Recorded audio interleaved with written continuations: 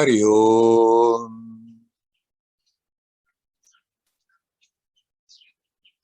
Hari Om.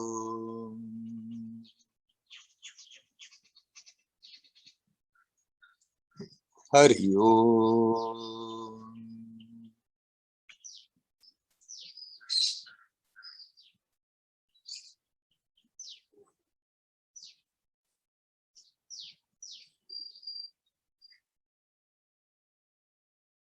Hello, my friends.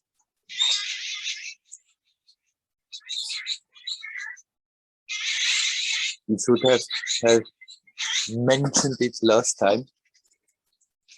For Europe, it's an hour earlier. I hope everybody understood that. Because I see are a bit less people so far than usually to start with. But never mind.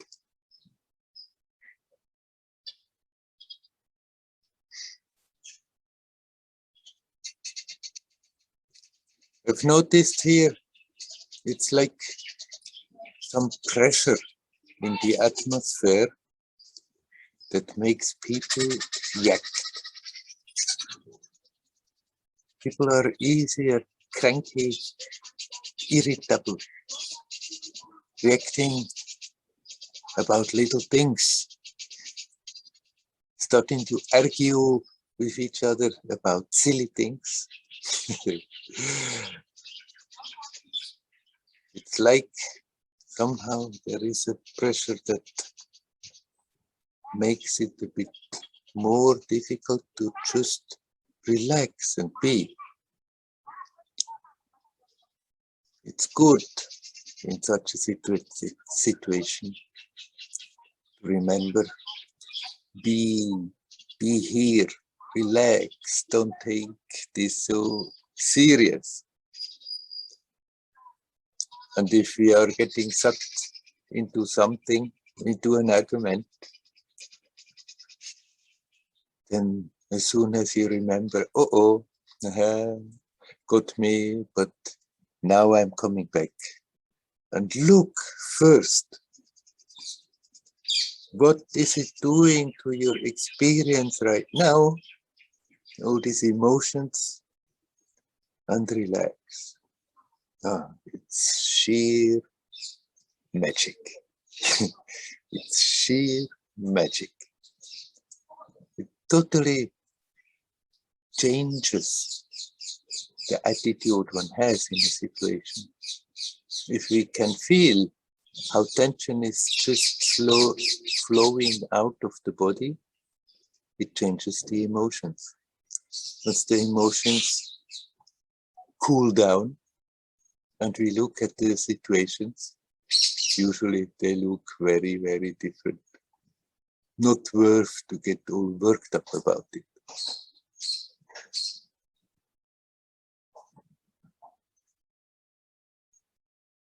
I've noticed that people easier get worked up, and others have told me about situations. So it's good in this time to really intend. I want to remember.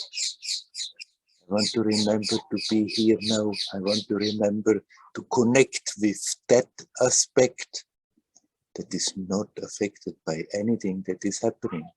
Whatever is happening in the world, whatever is happening in the private life, there is an aspect that is not affected. And in an intensive situation like now, where there is a lot of pressure, a lot of struggle, a lot of difficult situations are being created, it makes such a difference.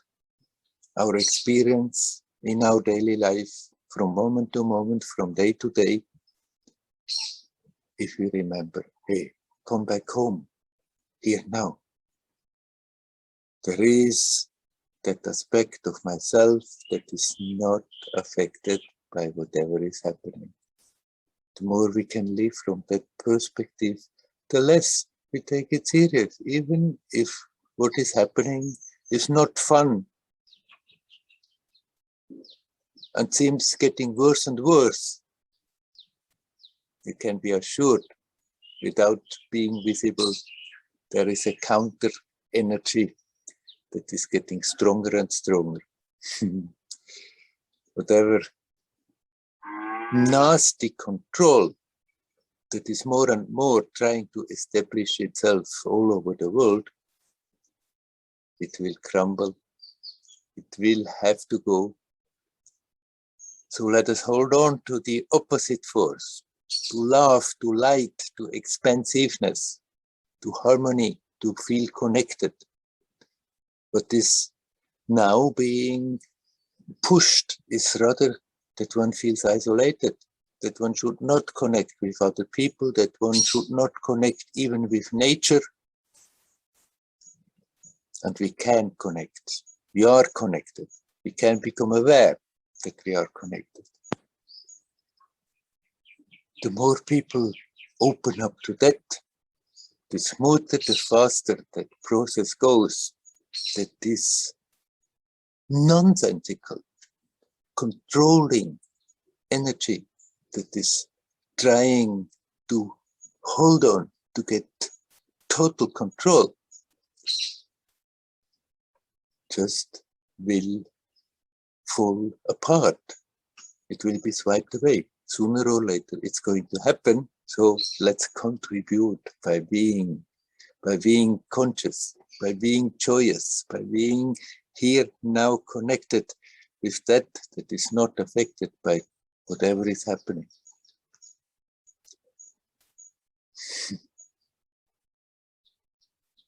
And then if it happens that we are being sucked into a situation because of the pressure that is still there, we may be reacting, overreacting. The moment we see it, oh, come back home. Relax. Let that energy flow out of the system.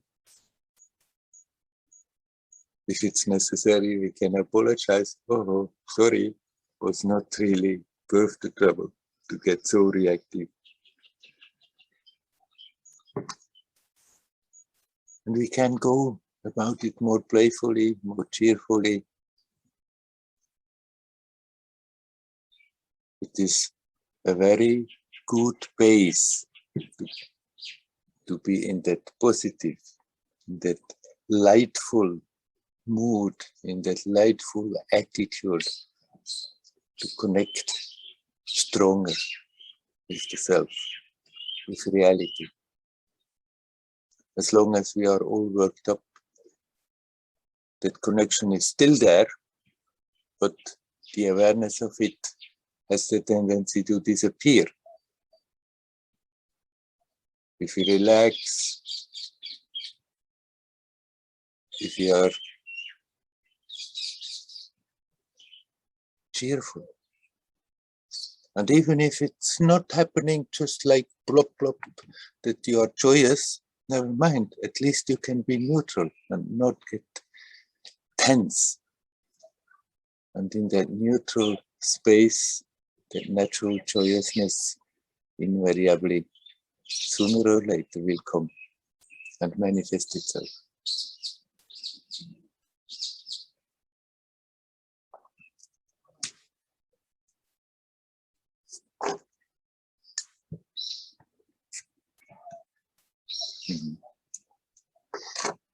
All right. Is there anybody who would like to say something? You are welcome to come in. Maybe somebody is there, even if we are less people. Hello, Werner. Hello, Dayal. Happy to see you. First of all, I just want to ask you, are you recovered from your disease? Are you full of power right now? Full of power.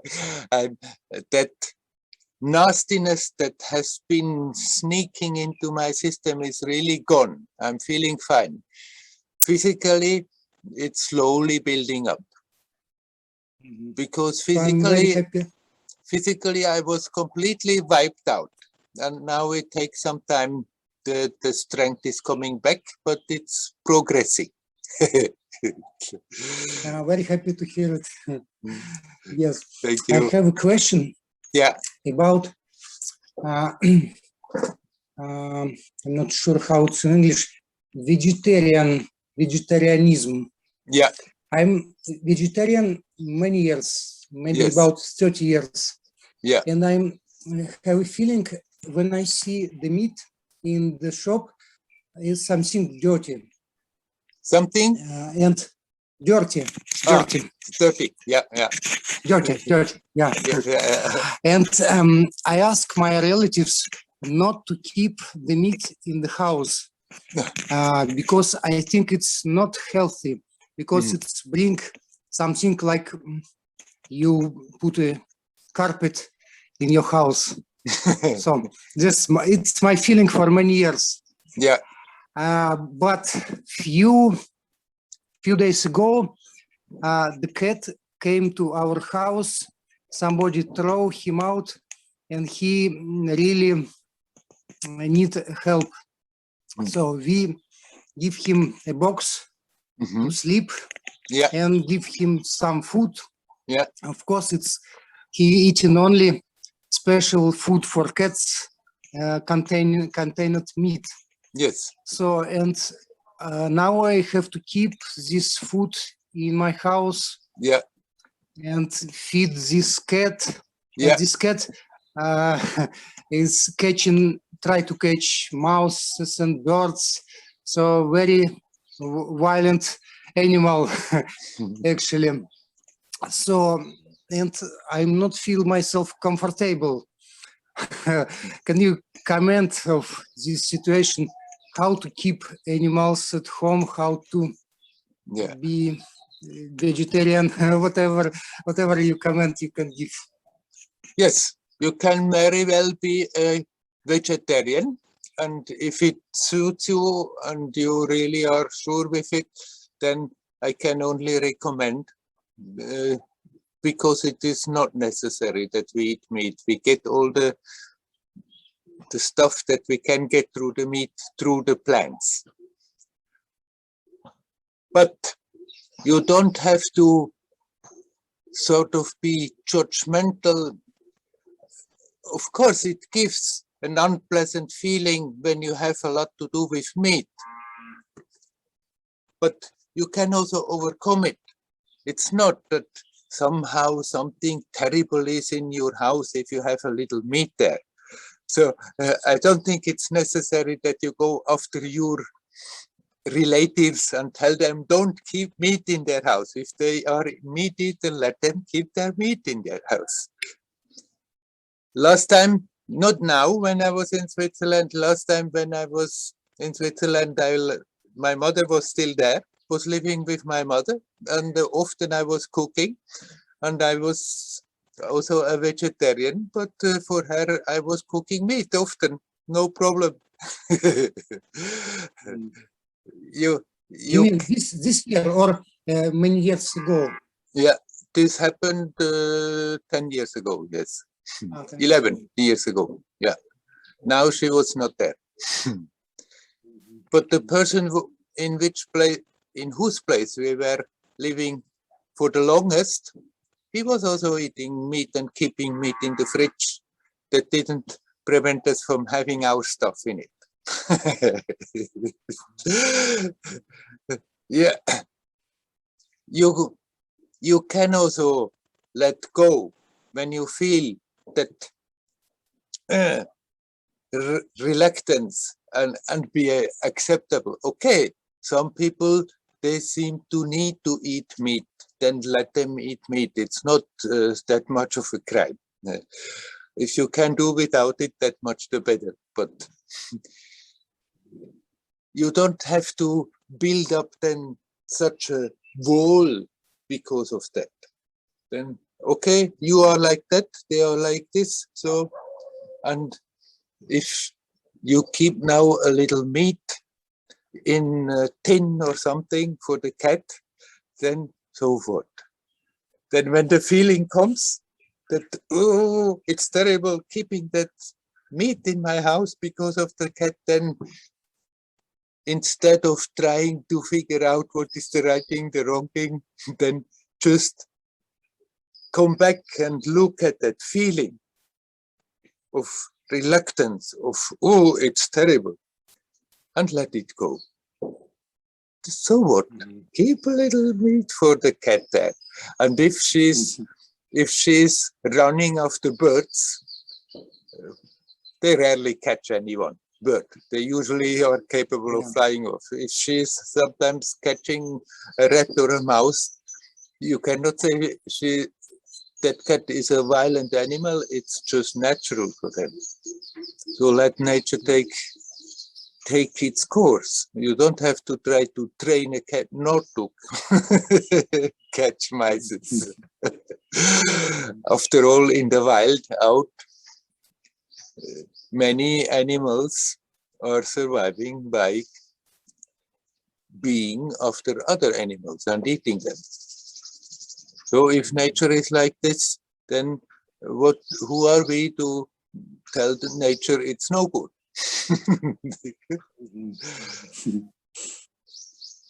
It's not pleasant to see when a cat catches a mouse. Because then they usually like also to amuse themselves for some time. Nasty little buggers. But no, you can also live your life as you feel is right, by all means. Then you are at peace with yourself. But you can also now, after all this time, let go of barriers that you have built up because of that barriers like, oh, it's terrible if people keep meat in their house, then if they have to keep meat in their house, let them keep meat in their house. And if you keep a little meat now for your cat, then so what? No big deal. It's time to relax about it. Be more relaxed about it. Huh? Yeah, I see. Yeah. Yeah. Yeah, it's not just a feeling. Yeah, I'm not really fighting, but have this feeling inside. Maybe it's kind of not good for meditation, not good for enlightenment. So like something like this. No. You need not keep this kind of thoughts. And if the feeling out of habit comes, then you see the feeling and think, okay, it's time to let also this kind of feelings go. Yeah, because it's out of compassion we help to this cat, and it's really beautiful animal. Yeah, we enjoy to play with him. Yes. So keep on enjoying and don't worry that the cat also eats a bit meat. Yeah. Okay. Thank you, Werner. Thank you. You're welcome. See you. Hariom. Hariom.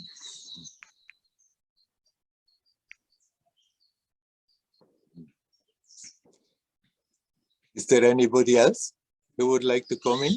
You're welcome.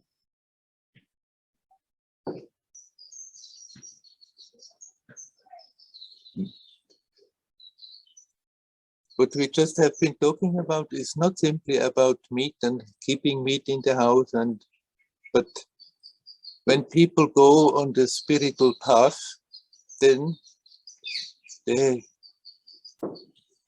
may change their lifestyle from what it was before, stop doing certain things that they may have been doing other things that they not did before. That is all right. For most of us, it's very helpful for a period more or less long that we have a certain strictness, have certain directions in our life after which we are living. But it's good to also remain tolerant.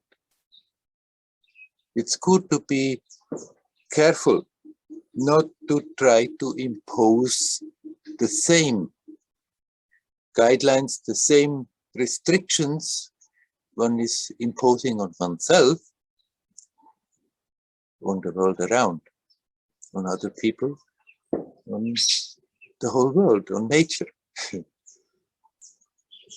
Let everyone decide for themselves what is right, what is wrong.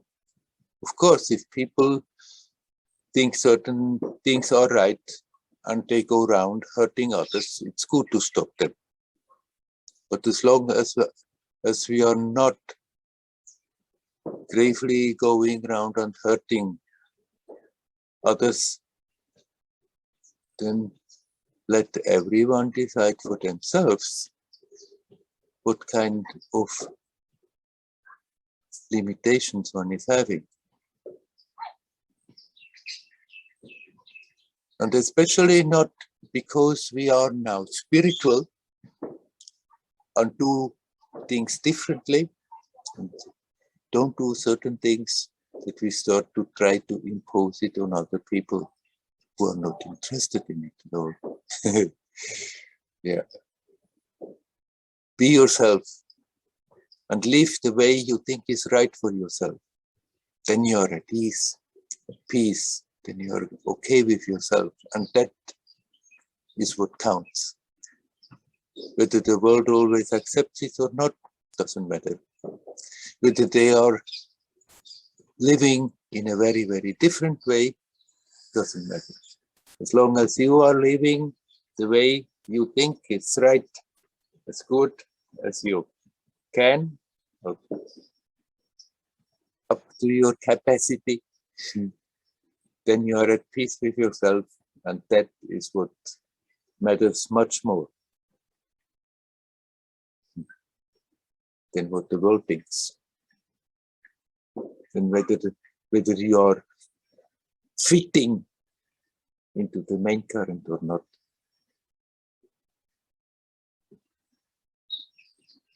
Sometimes I may leave a little bit to a space that one feels a bit lonely.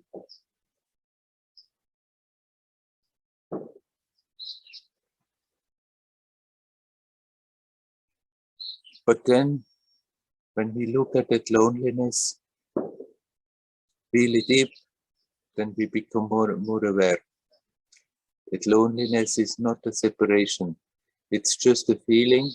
And if we really go into it, then it turns into an all oneness, not a aloneness.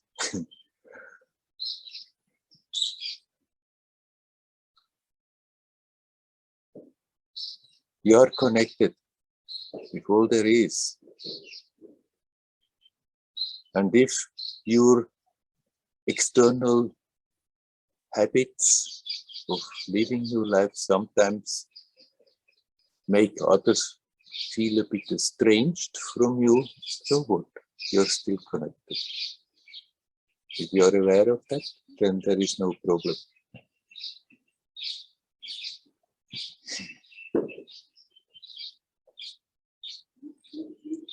Okay. Is there anybody else who wants to talk? You're welcome.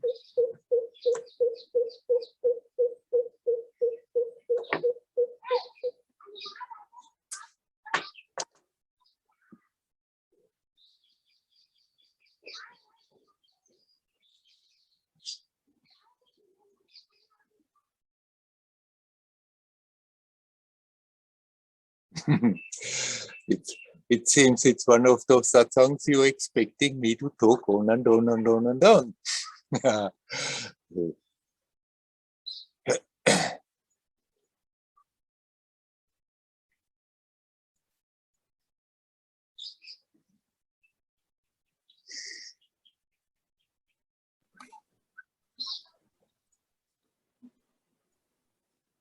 Hello, Werner. Hello, Kristen. Yeah, it's Yes, Kirsten. Yes. Kristen. Yeah. Hello. It's good to see you. It's not that I want you to keep on talking on and on. It's just being with you for so long time. I feel I have the same questions like I had 1.5 years or 2 years ago. So sometimes it's a little bit embarrassing to come forth with the same thing again and again. But we can still talk about it again. That Yes. doesn't matter. That doesn't matter. Because it's like I have this same dilemma that I have been talking with you about before, that I feel again that my life with, you know, with the business and with the work and everything, it's taking over a little bit. And I start to get this, I wouldn't call it really yet stress symptoms, but it's in the beginning. And the way I feel it is that I get more irritated with people. It's a very sure sign for me that there's an unbalance. And last time I came to you was maybe 1 month or something ago. I was asking a question because I had come a bit out of my practice. And just having that little talk with you, it helped me. Just hearing myself saying it and having you as a mirror, it really helped me to come into the practice. So I can see, even I don't feel I have a question, it still helps to talk with you. So now I have a good practice in again, and it's, I mean, I spend some hours every morning with the practice.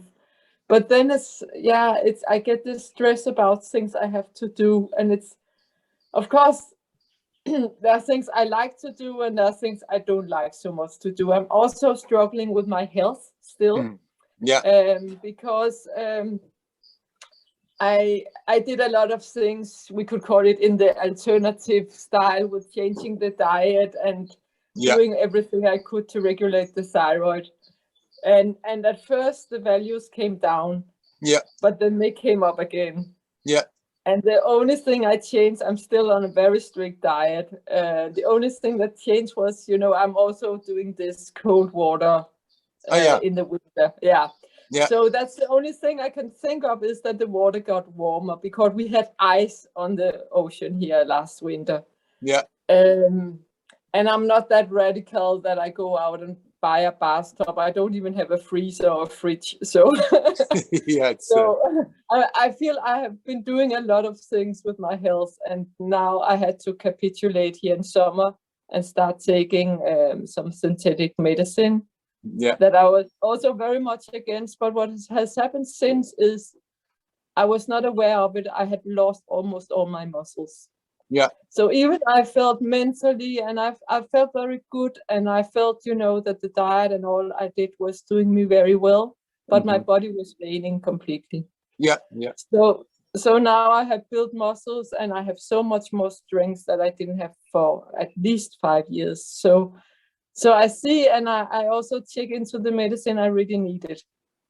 But I still and maybe it's a side effect of the medicine. Now I try to change to another brand. I have this kind of difficulty to get myself together to do, you can say, mental things, not physical things, but, you know, to kind of overlook like things, bigger things, like doing my bookkeeping. It's also very, actually, I don't mind it, but it's just like getting myself together to do it. And I think that's also what's creating the stress, actually, all these things that I know I have to do, but I'm not really doing it. I think now I came to the question, or to the point. So you said the business is also stressing you, that you have a business, or being involved in a business. Because I mean, that's where the bookkeeping and the updating of the website and the tax declaration and all these things with the bank and the tax and all this comes in. All this unpleasant stuff. Yeah, I mean, it's an idea, isn't it? Right. I mean, yes, some people like to do that, but most of the people don't think it's the most pleasant way of passing time. Yeah. Right. But then when it happens and you see, oh, now I'm thinking since some time I should do this and I never do it. And obviously this creates a tension. And that tension is growing, and that growing tension creates like a burden that we are carrying. But actually there is no burden. We create it in the mind, I should and I don't, but I should and I don't, but I should and I don't. So we create also a tension with that. And there you can one day tell yourself, okay, I'm just sitting now down and start. And if I have enough, I stop. And the next day, you say, and now again, I'm sitting down and continue what I started yesterday. And you don't have to force yourself to sit for hours and hours if it's a lot of work to do, but then you do some more. And when you have enough, you stop and say, okay, enough for today. And the next day, you tell yourself again, and now I'm just sitting down and continue. And you do it if you just decide and then don't start to think about it. And just when you decide, you just make a step. Then even things that you feel reluctant about, then suddenly it's not more so difficult. You decide and do it without starting to think about it. Should I not? No, not today. No, I want to do something else. You think, okay, I should do. Otherwise, it's getting more and more and more, and it's getting a burden for my mind. And then when the time is there, yes, now I just sit down and start. And even if you do a little, then the next day a little, next day a little, then within short time, there is no more burden. It's that we, things that are reluctant, we are reluctant about it. Then we think we should, but then immediately we start to think about it and make all kinds of arguments in our mind. Why not? It's better to postpone it. And then very consciously, you just don't do that. You just decide, sit down and do it. Without thinking, and then suddenly, it's not that much of a big deal. It actually, it's not. And that's the tricky thing about it, because when I do, like you say, I get very happy about it, and it doesn't take a lot of time, but still I have this struggle around it. It's interesting. Yeah, it's habitual reluctance to which we have been giving way. If you learn not to give way, then it loses its power.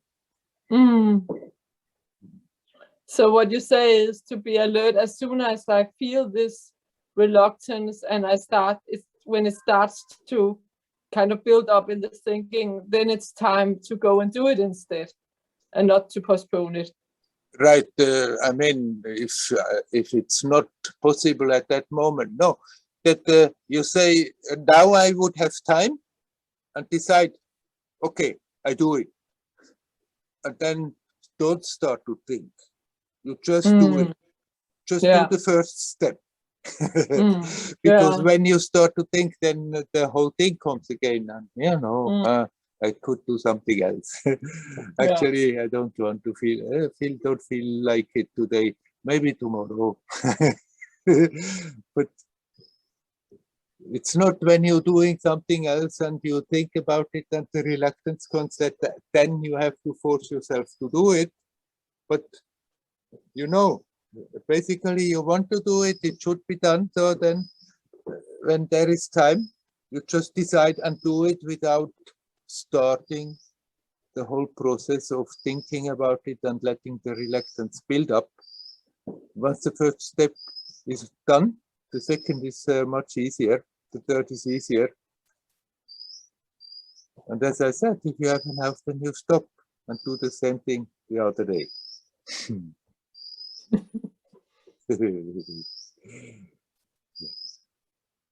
Yeah, thank you for the advice. You're welcome. And I wish you well for your health. Thank you. Thank you. Same. Roger over. Right, thank you. Hariom. Hariom.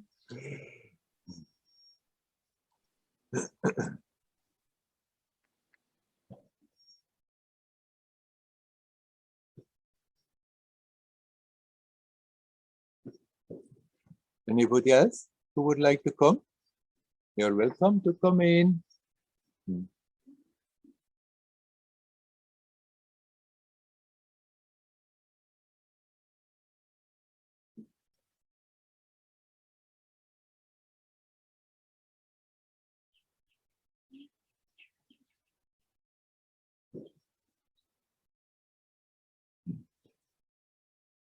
We are handicapping ourselves in our capacities so easily.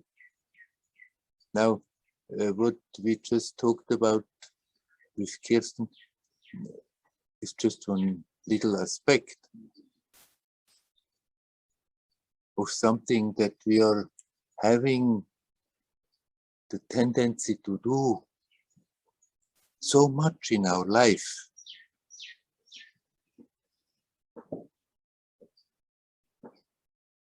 Not simply the little duties we don't want to do and then postpone and create a tension about it. But often there are urges that really come from you, from your being. It would be great if I would do this in my life. And instead of just making the first step, we have the tendency to handicap with all kinds of arguments, but this is too difficult, I can't do it anyhow, I won't be capable. In big things and in little things. That self-handicapper is there. We sort of have learned to do that because most of the people do that very much.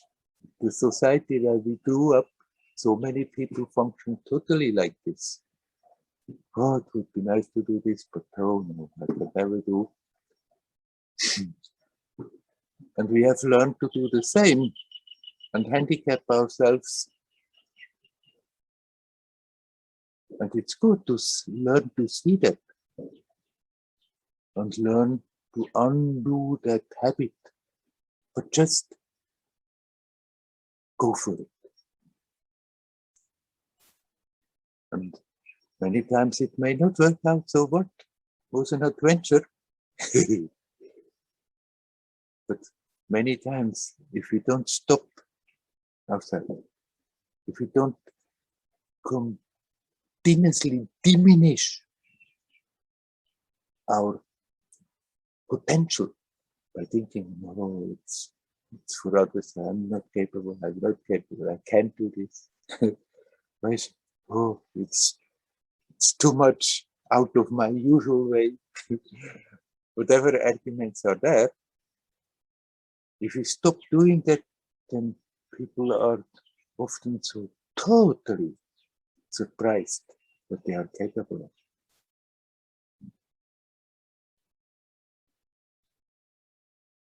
So let's not continuously handicap ourselves.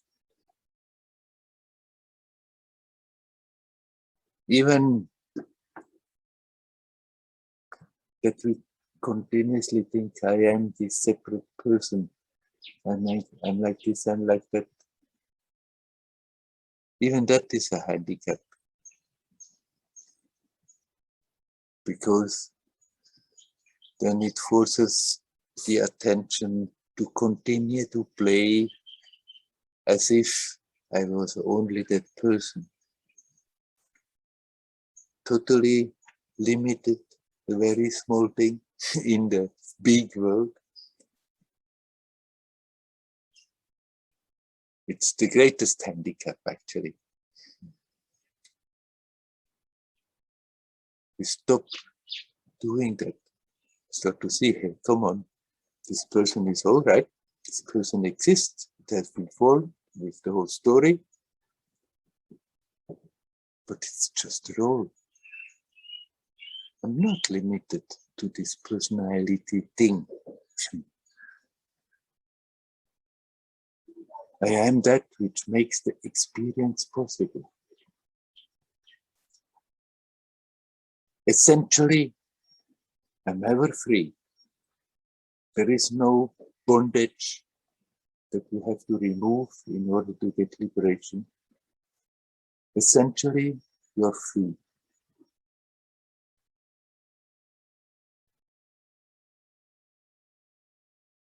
The habit, the maya, the delusion of being a little separate entity, having a little bubble. Inside it's me, outside it's the others, outside it's the large world, the universe, struggling with it all the time. That big handicap of thinking, feeling like this, that we also can let go. Become aware, hey,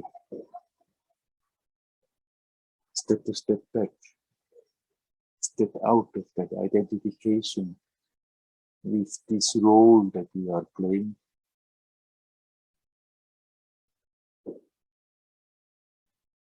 Come to your senses. Wake up from the nightmare of being separate, of being so restricted. Become aware, oh, I am that. That which makes the experience possible. I am there, whether this role is there or not, whether this person is there or not. When we don't think about the person, when we don't feed the feelings about the person, at that moment the person disappears. And you, as a being, or a being, disappears. But then after that, it quickly comes back. But the mind, the consciousness has not even recognized actually the person was absent when I didn't create it, when I didn't maintain it in my mind with my feelings, with my emotions, then the person was not even there.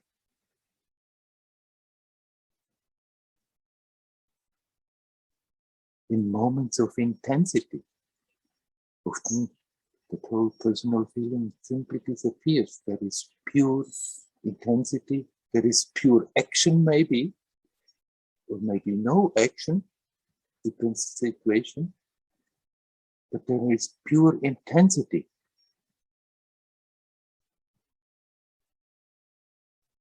And then when the situation passes, mind starts again, not recognizing the person with all its ideas, with all its little woes,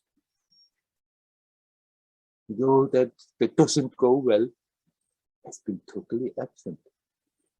And there is something totally alive. And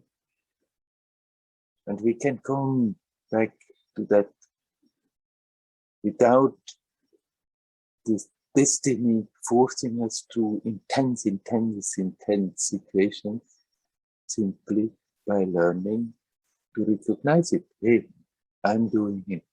This is the big handicap. I keep on thinking in the same grooves, feeling in the same grooves, unquestioningly accepting I am this person totally limited. Let's just stop doing that all the time. Learn to be here now and relax. Here now, timelessly. If you're not brooding about the past and the future, the whole question of person or not person, of boundaries, limitation is not there. You just are.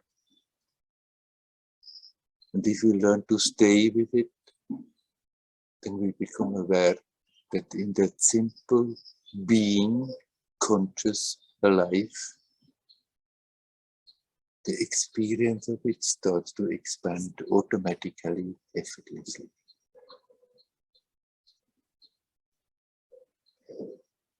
We all have that potential. Essentially, you are all the divine beingness. All one, all connected, yet something beautiful, exquisite, unique in that oneness. That unique beauty that wants to express itself in new ways. And in course of the process, sometimes it happens that the consciousness gets caught up in a role that one is playing and suffers after that from all the limitations. But all we have to do is stop identifying, come back with the attention to that which has brought this experience about, to that which makes the experience possible. That which makes us breathe. That which makes the heart beat.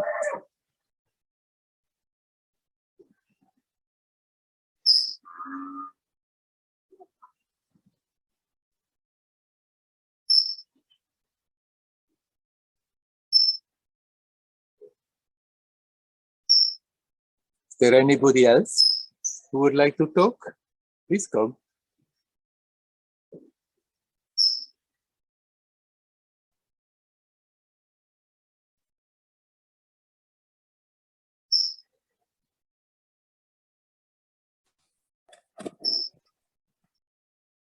Hello, Werner. Hello. It's Rhonda. Hello, Hello. Rhonda. Hello.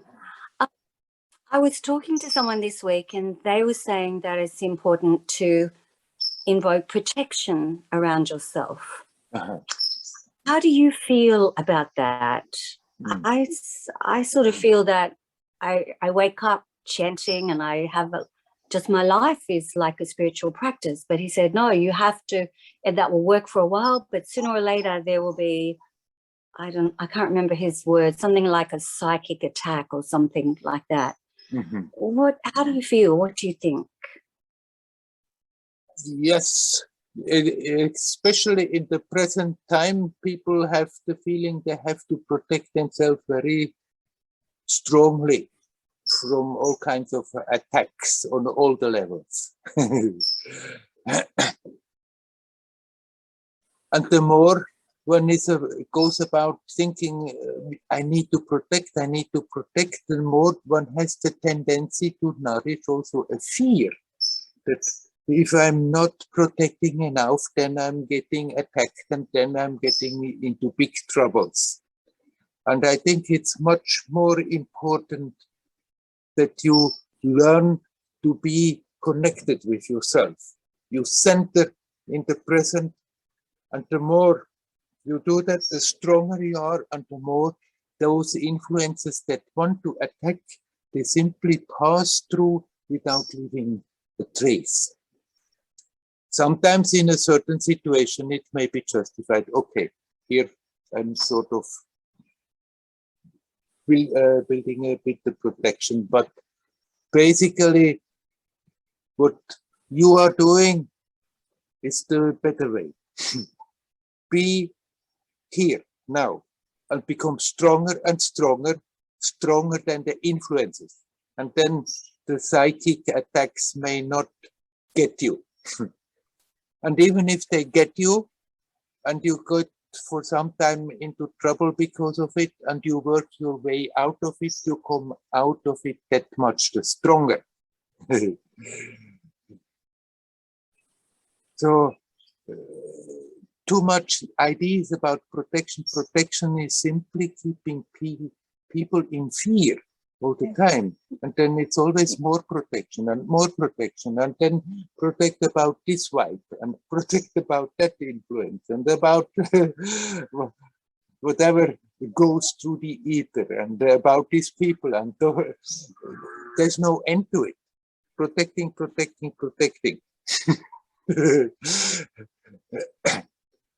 Instead of that, get stronger and stronger and stronger. At the same time, you need not unreasonably expose yourself to unnecessary negative influences if you can avoid it, but many times we cannot avoid it because it's simply there. And then we have to learn to deal with it in a way that it is not being harmful, and instead of building bigger and bigger and bigger protections to become stronger is much the better way. Yes. Thank you. Yes, I agree. Thank you so much. You're welcome. You're welcome. Hari-om. Hari-om. Hari-om.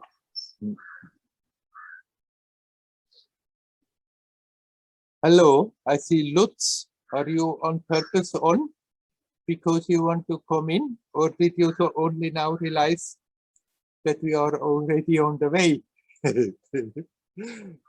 The latter one. No, I think with the time shift, I made something wrong. So I thought the number of people, because less people are here in the satsang than other times.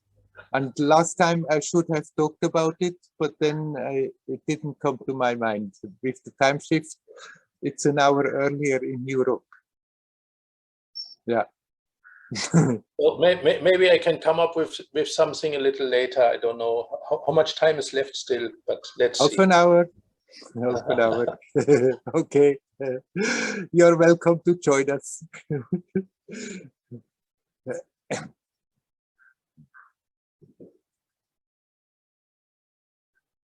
Is there anybody else who would like to come in?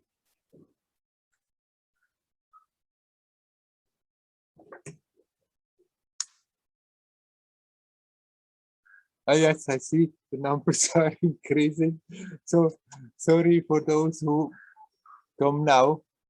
I should have mentioned it the last time that in Europe, where the time has shifted, it starts an hour earlier. So for most of the people, 10:30, England, even an hour earlier, later, earlier.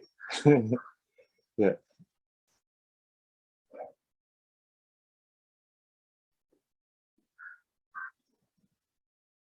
Is there anybody else who would like to come in? Hello, Werner. Hello, Patrick. Hello. Yes, I'm also an hour too late today. Yeah, that is no problem. And I have a question.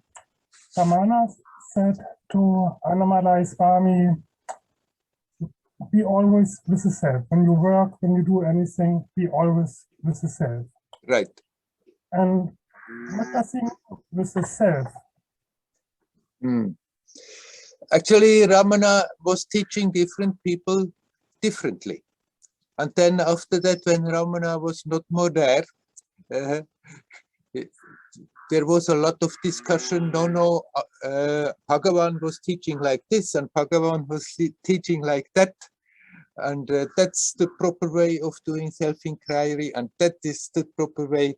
I know that he was telling to Annamalai Swami, just see, learn to see everything as the self.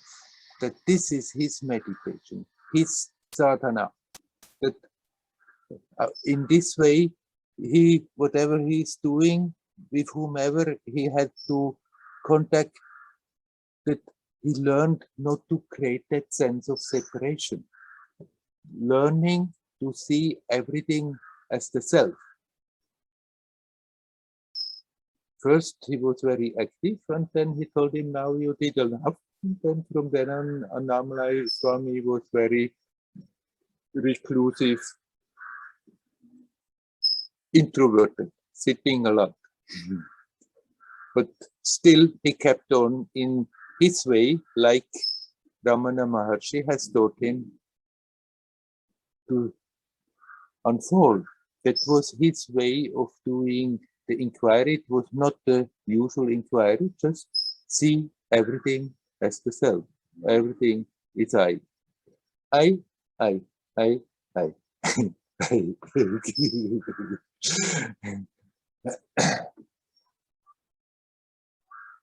To other people, Ramana instructed them differently.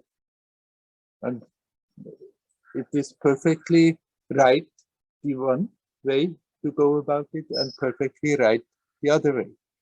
Now you ask, but what is the self? That is exactly what you have to find out. It's that which makes every sensation possible.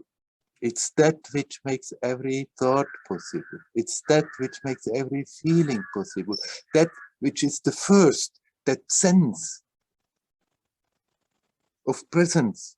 When you say I, without the thought, without I'm like this, I'm like that, but you just say I, immediately your attention is touching something so totally familiar. That which was there your whole life long, but we never really pay attention to that first thing, but we pay attention to all that comes out of it. We cannot say we don't know it because it's the closest, it's the first, it's the most familiar. But we cannot say we know it because there is no way of knowing the self. There is no definition for the self. It's not like you can know an object. You can know the properties of the object. You can know, but then you are the subject and you know about the object. But the self is the subject that knows itself by being, not by defining. You cannot possibly say you don't know what the self is, because when you say I, you're aware of that most familiar sense of presence.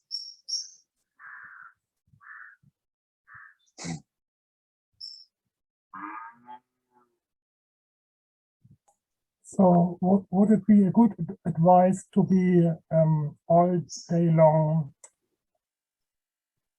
with the attention by the eye? Yes, if that is an approach that appeals to you. For some people, this would not work at all. Then you find other ways to bring the attention back to that sense of presence. But if you just stay with that I am. Look, Nisargadatta, he met his guru only a few times. First, he gave him a mantra. Then he repeated that mantra very intensely. Within short time, he had all kinds of experiences. And then his guru said, you just stay with that sense, I am. And that's what he did, as good as he could. In his spare time, he was sitting all by himself. I am. But he was living in a family. He was doing his speeding, smoking his speedies. So he was rolling his speedies. I am. I am. He was selling his biddies. I am. I am. He was smoking his biddies. I am. I am. He was looking after his family. I am. Getting more and more totally immersed in that sense of presence.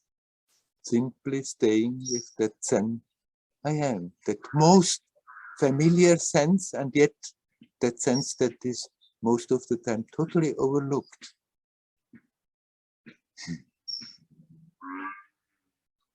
And when for somebody is this possible to stay always with the I am, what is the difference to self-realization? To self-realization. Yes. First, we have to make an effort because the habit will pull us away all the time. And then it becomes natural, spontaneous, happening all by itself.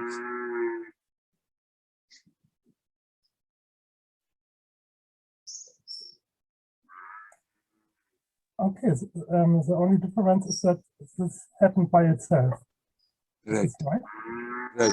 I mean, you may certainly rotate into a different perspective that you start to see and feel, experience yourself, the world, and everything in a different way, see more connections. What the whole damn story is about. But it happens different to different people. People give descriptions what their big enlightenment is, and then others try to imitate them, and there we are wrong. You have not to imitate anyone. You just stay with yourself, and then your way of unfolding will happen beautifully in its own unique way, not an imitation of anybody else. But if once that struggling part is over and it comes naturally that you just are connected, then from there the experience of it will start to unfold, and there's no limit, there's no end to it.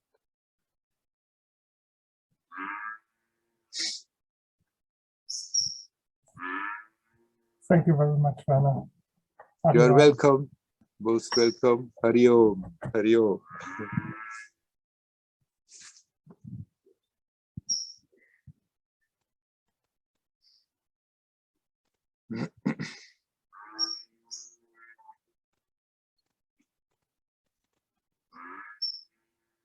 Is there anybody else who would like to come?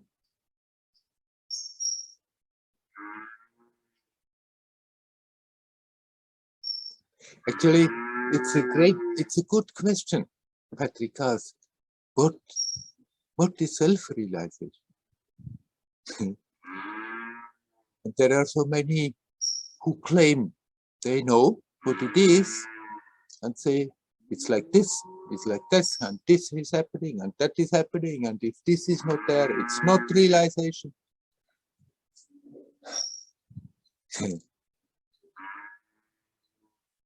The self is already real. The self need not realize. It's just somehow we have to wake up from that hypnosis of being a separate being instead of being connected with the whole. But what experiences that come on the way, in what way a shift in consciousness happens, a shift in experience, it can happen in so many different ways. And it's wrong to think, this one said that's necessary, this must happen, otherwise it's not a realization. The other says, no, that is a realization. Or they give descriptions, colorful descriptions of their enlightenment experience, which usually I don't take too serious when I hear them, but that's another story. No, but then if you can draw inspiration from those stories for yourself, for your sadhana, for your spiritual development, then it's great. Then they are very valuable. But if we take the words for reality, there we are caught again in concept. And if we take those words for reality, this is how it is, then immediately everything becomes limited again, and we aspire to that, trying to reproduce what we understood from that description and think that's how it goes. And it's better not to keep ideas like this. Oh, read the stories of great beings like Ramana Maharshi or Sri Ramakrishna when you read stories of other great beings. Even if they talk about their experiences and you feel elevated, you feel inspired, great, wonderful. But not with the idea, in order to get somewhere, I have to imitate them. Imitate their sincerity. But all the rest is their story, and your story, my story are different. Each story is unique. And the way how consciousness is opening, how the heart is opening, how the love is growing, how the energy is increasing. Each story is new and unique and beautiful. So let's also dare not handicap ourselves by trying to imitate others, even if they are great beings. Connect with them, draw inspiration from them, get support from them. Sometimes people really connect with a great being who is not more in this world and get a lot of support from it. But we need not try to imitate their story. Their story is a story. Even a great being story is a story. Some stories are extremely inspiring. Those are wonderful, and we can benefit from that inspiration. Never forget, your story is your story, unique in its own beauty, and need not match whatever has happened to somebody else, whatever somebody said, that and that and that should happen.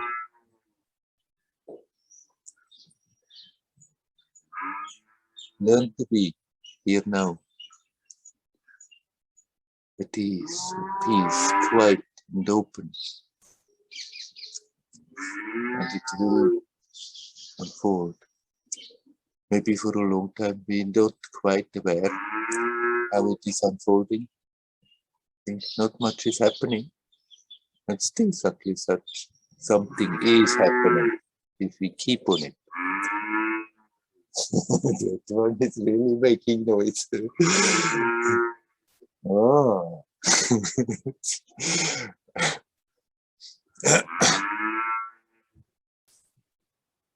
But your beautiful, unique story, let it unfold unhandicapped.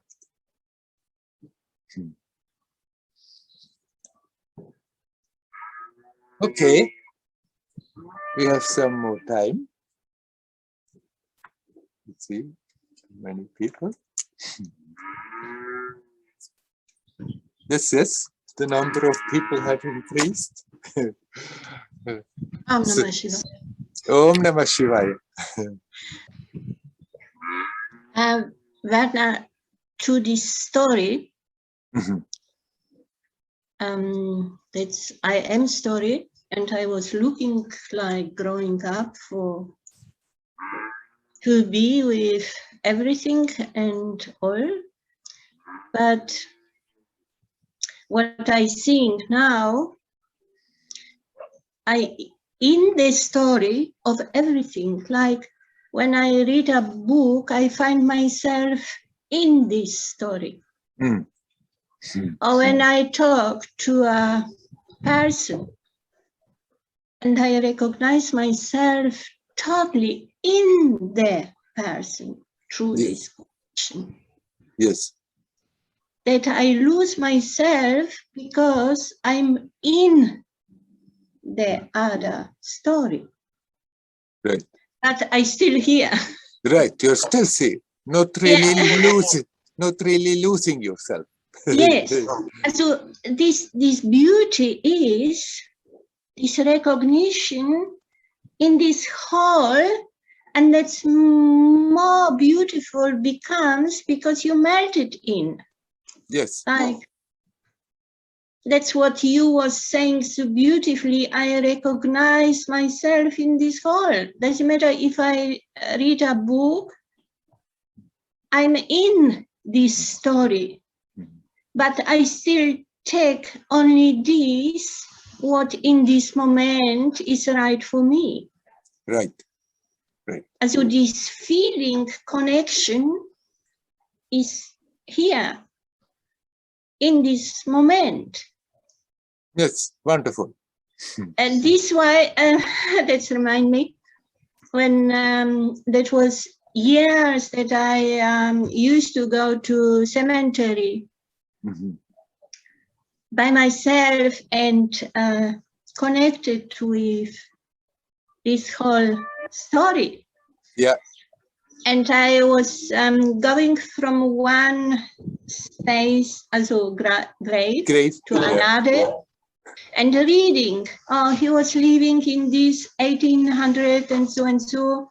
He was 8 years old, and I said, oh, I'm still here. Thank you very much. I have so much time. And then another grave, I was only child living this and this. Oh, thank you. I'm so great for this that I'm here. You know, I was in this story of this what was past, but still is I'm here. Also coming always back because I can do it differently. But this big story remind us to be here and be so thankful for this, what we can experience through these stories, to be our story. Yes. That's so beautiful. I think that is to see whole as whole in you and others. Because, you know, when I look myself, I'm not only myself, I'm others. Right. And so I'm losing myself in others. No, you're finding yourself in others. Not losing yourself. Yes. But sometimes it's so much that I was thinking this attachment from others is so intense and extreme that I have to step back. Yes. Keep the roots where they are. Be here now, and you, as long as this body manifests in this manifestation, make that as an anchor point. And that person that you have been living with your whole life long, which is your role that you're playing, is the anchor point through which you connect with the whole rest of the story. But don't lose the anchor. You keep that anchor. You stand with that body with both feet very strong on the ground and be aware of it. At the same time, you can connect and not, I wouldn't say lose yourself, in the other person, but recognize yourself, find yourself. In their stories, in their life, it's also connected, it's essentially you. Yes. Yes. That's only because this connection is so strong. For example, when I'm with other person and I go totally into it. Yes. The attachment to this is like they need something that they think that I can give it. But then on long run, I step back to let them know they can stand by themselves and follow themselves because they try to be attached to this. Yes, right. You know, and sometimes I really go to my space and give the space to others. Yes, the real help one can give somebody is to teach them, to show them how they become independent. Yes, yes. Right. Yeah, because, you know, that is like when I was small child, I come to my father and I said, Father, I'm not your child. and my father said, what are you talking about? You are our daughter. We love you. I said, no, I'm not your child. I'm from forest. So I will never forget this because now I realize I'm not, I'm now, I lose the words now. I'm free. Nobody can have me and nobody have anyone. So this, I'm from forest, it means I am free. Yes. But this realization, like realization is only word that this be free now becomes really deep. What's that mean, this word? To be free. And as child, I just was saying, not really knowing deeper what that mean, but this child already knowing what that is, this feeling, why this feeling carry me on with this sense, I am free. Right. Even as a child, you instinctively felt without being quite aware what it means or expressing it, but that nobody is anyone's property, of course not. Yes. You cannot own anyone. Yes. The very idea is ridiculous. Yeah.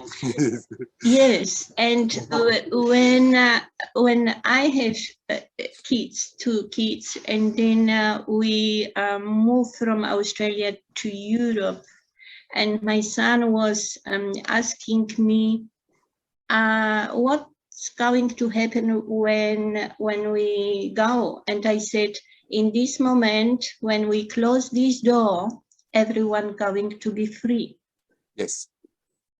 Also, I make my duty because we're going through this life through steps. We're doing things, but everything have beginning and end in some points. And then you recognize you have to let go. You can't hold.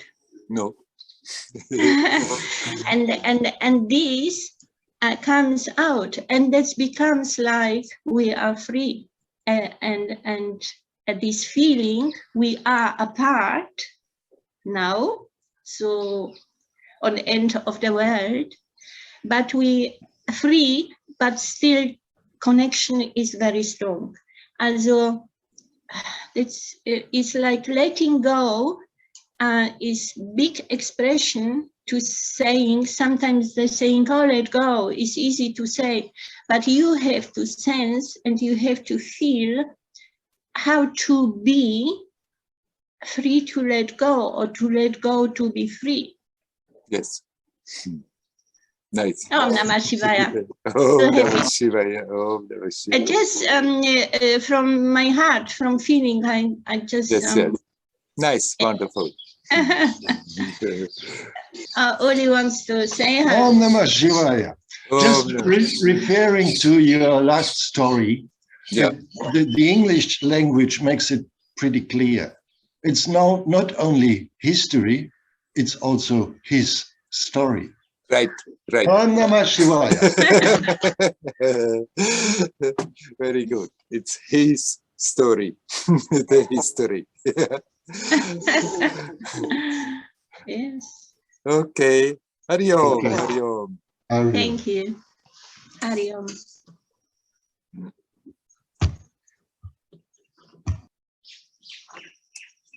Is there anybody else who would like to come? Of the newcomer who have come an hour later? Yes, I would like to continue. Yeah, I also came later. Mm-hmm.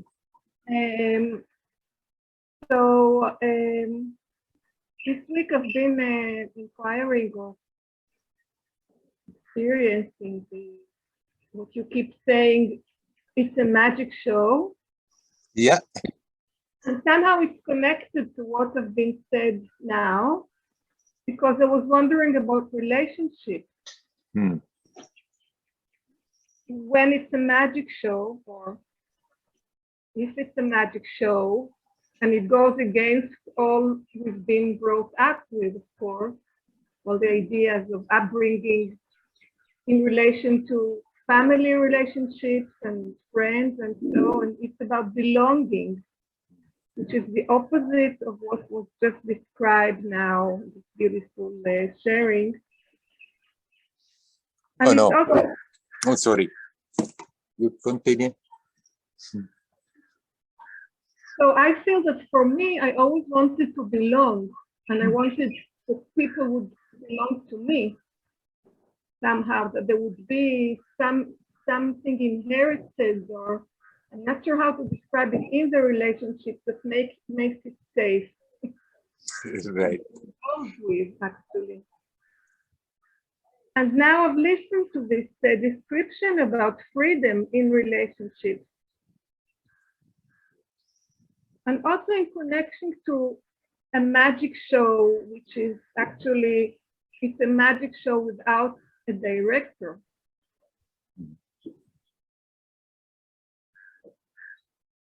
Shall I say something to it? Ah. No, well, yeah, just yeah. Yeah, maybe. Now maybe I've said a lot already. In a way, you yourself are the director of your magic show. You are a player, you are the director, and you are the audience also.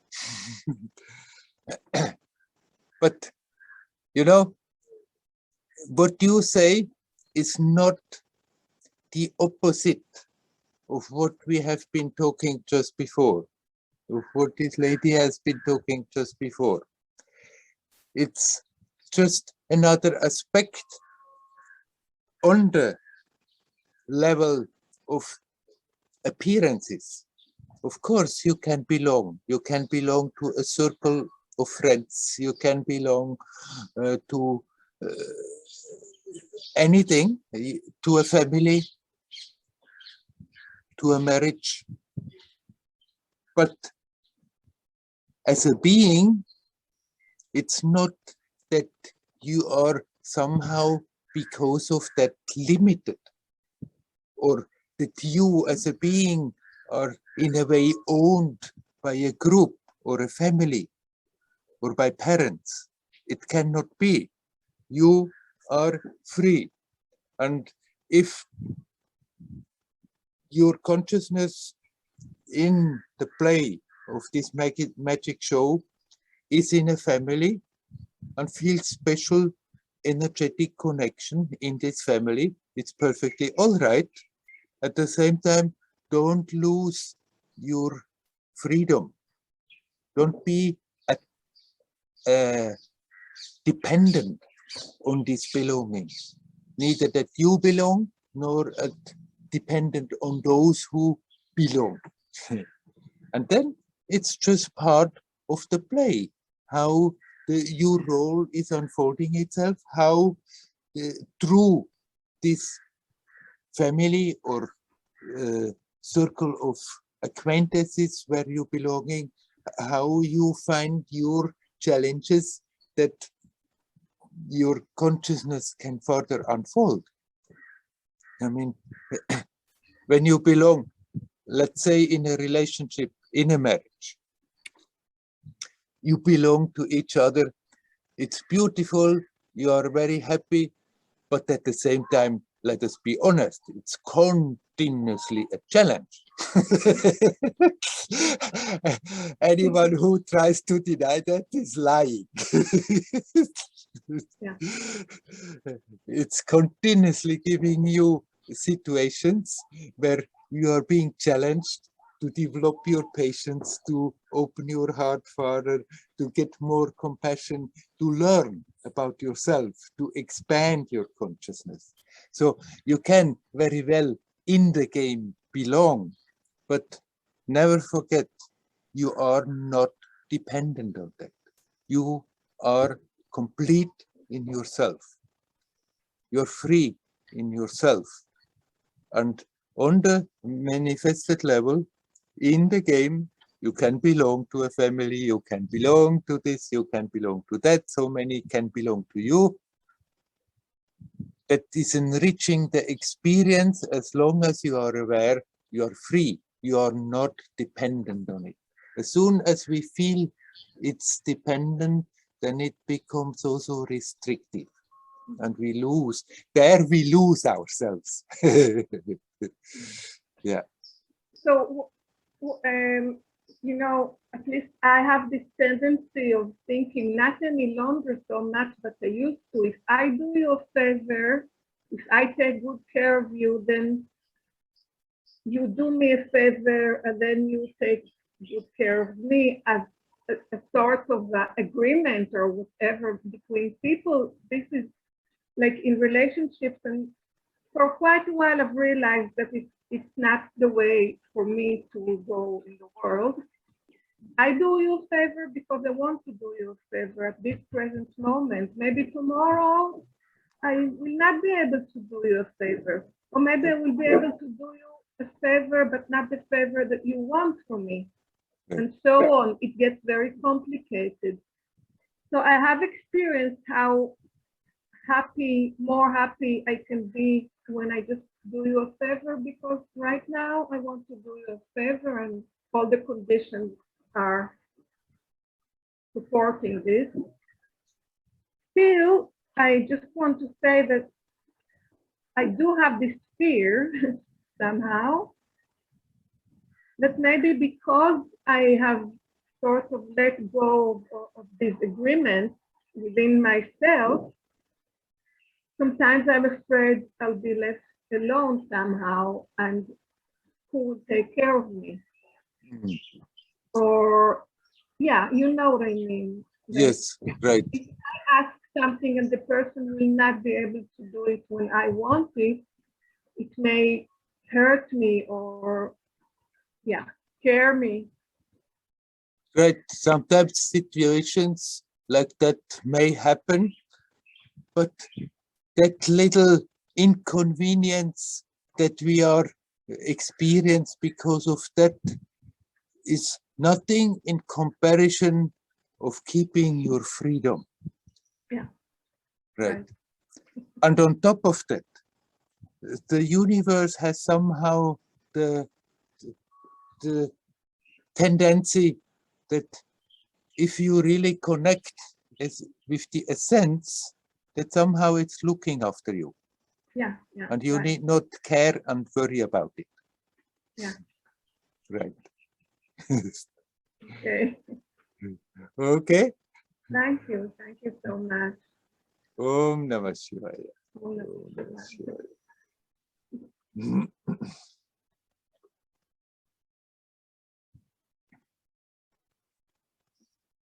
Well, Moksha wants to come in. I see. just the name popped up. In spite of a number of people coming later, I think we stop for today, the official satsang, and do it again next week, same time, Indian time, 3 o'clock in the afternoon. So where the time shifted, it has to be adjusted. Hari Om, Hari Om, Hari Om.